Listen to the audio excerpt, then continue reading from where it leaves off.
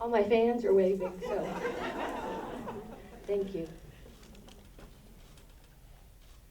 She was 16 when she had her first child.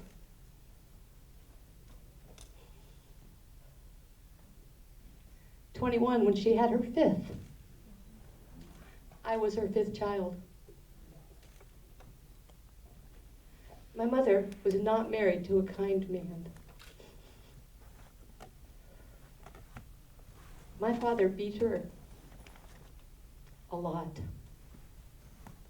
An example of his cruelty: my mother was pregnant, 7 months pregnant with my brother. My father threw her across the room. She went into premature labor, and my brother was born with cerebral palsy.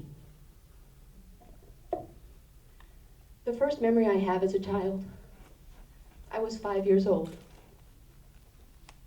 My parents were talking, and I heard the word divorce. So I ran up to them, and my father slapped me across the face.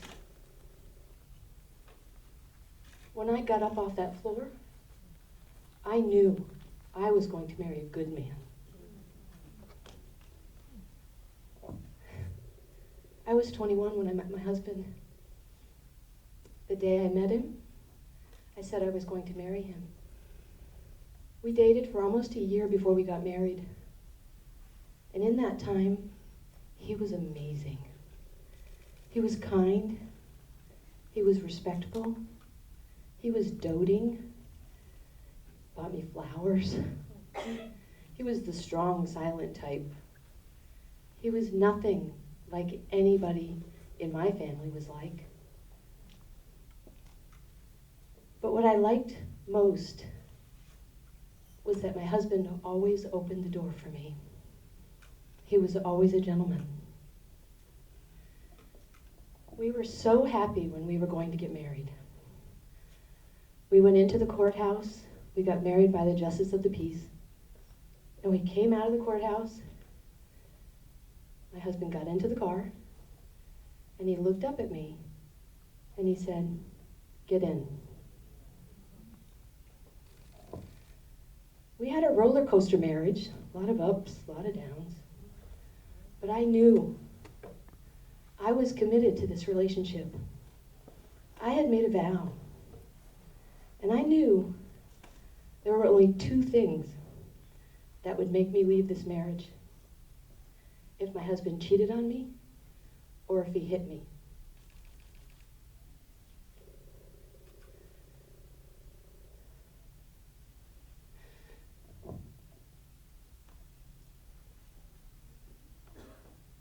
We were married almost 12 years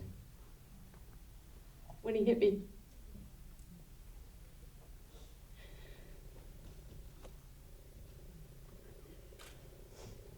He hit me so hard, I had a cerebral spinal fluid leak.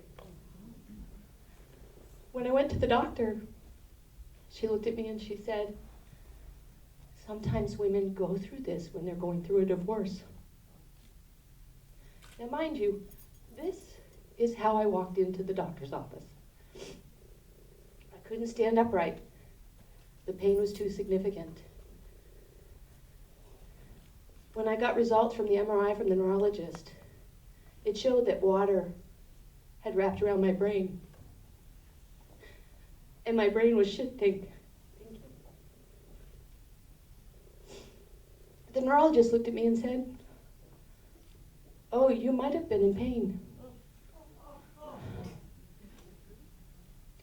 It was during this time that my girlfriends were my lifeline.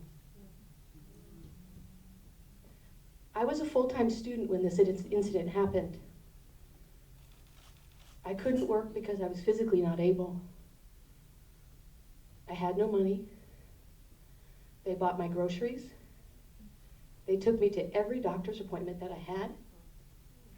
They helped me take care of my daughters. They were on the phone with me at night. They were in my house a lot of the time with me. After several months, I re-enrolled in school. I knew I had 1 year to finish my education. I had 13 classes to take. So I took 7 in the fall semester, took 6 in the spring semester. I worked 3 part-time jobs, and I was the full caregiver of my children because their father said he was too busy. He was working on his master's degree, so he couldn't see them. I did graduate in that year.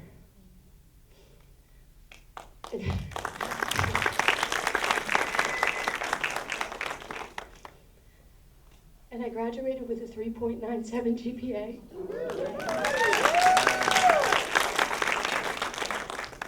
I was inducted into 3 honor societies. And when I walked across that stage,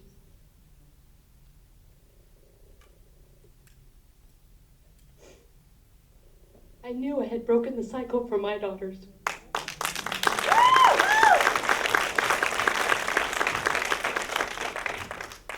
My daughters watched me struggle to earn this degree. They heard their father tell me I was too stupid to get it. I found my way to lead through my daughters. My older daughter, her first year out of college, was honored as one of Loudoun County's 30 under 30.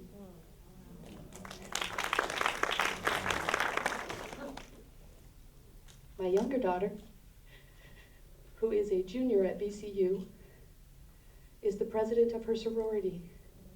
She took her sorority from being on probation, and in 6 months she won an award at their national conference. She has also started her first business and is on track to make around $50,000 her first year. And her second business plan is being written right now. My daughters are our future leaders of tomorrow.